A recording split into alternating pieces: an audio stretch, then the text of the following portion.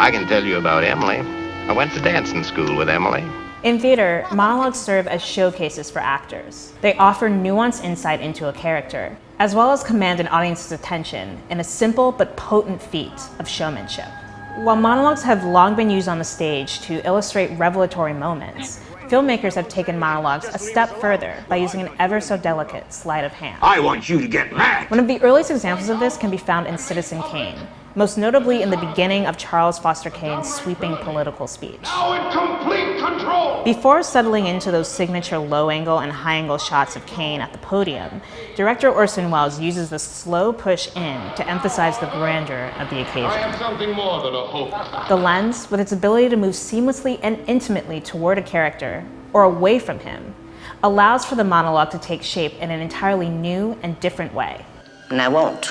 I'll just sit here. When a director chooses to move the camera in or out during an impassioned speech, she isolates the audience's focus, subconsciously punctuating that very moment and telling them what to look at, what to pay attention to. Let them see what kind of a person I am. With this new ability to manipulate not just the emotions, but also the audience's eye, a realm of creative possibilities have been opened to film directors. And explore this realm they have. Probably the most utilized approach is using this moment to flag for the audience exactly what a given movie is all about. Not only did Robert Zemeckis focus the audience's attention on a climactic, message-defining monologue, but he also said, hey, this thing that sets up the entire movie in a nutshell, yeah, that's something worth paying attention to. I don't know if we each have a destiny. Similarly in Night of the Hunter, Lillian Gish gives a speech about the innocence of children. Director Charles Lawton pushes the camera in,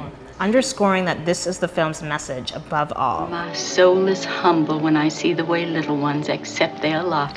It's a swift rejoinder to all the evil on display in Robert Mitchum's terrifying creature.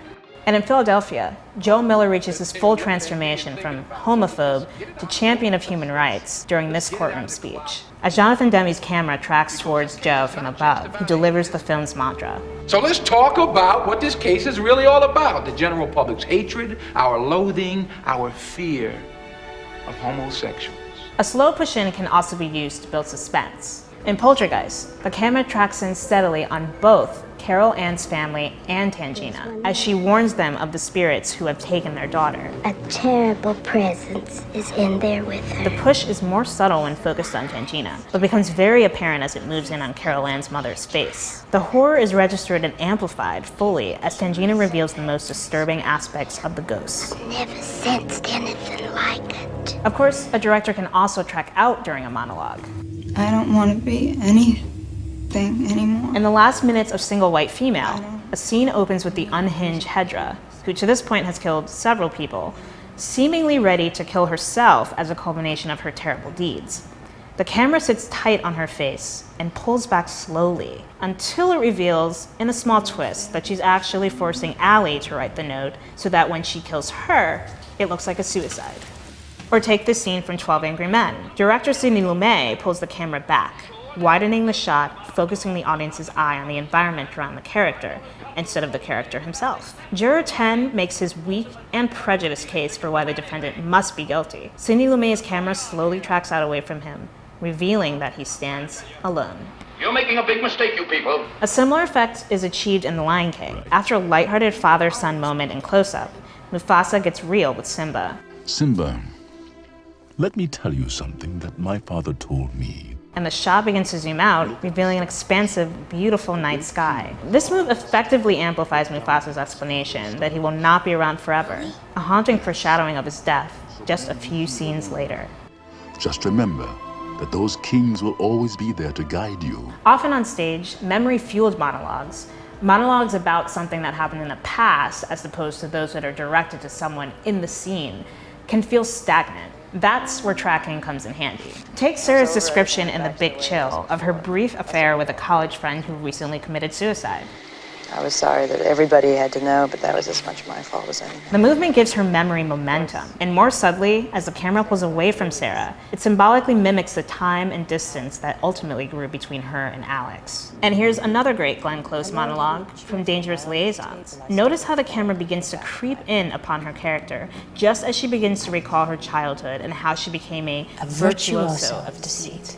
The closer we get, the clearer her motivations become, as seen through her eyes and delivered through her measured speech. I learned how to look cheerful while under the table I stuck a fork into the back of my hand. And then there are those times when the push-in and push-out are both employed within the same scene. Of course, maybe they even took the liberty of hiring an alcoholic skipper who likes to drink martinis and fucking play slalom with the icebergs. As Will begins his hypothetical, smart alecky explanation for why he shouldn't work for the NSA, the camera slowly pushes in.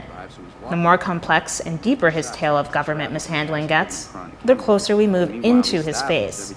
We're drawn into his story until he and the tale he tells are all that command the screen. So what did I think? And then his speech has reached a turning point, and the camera begins to pull back.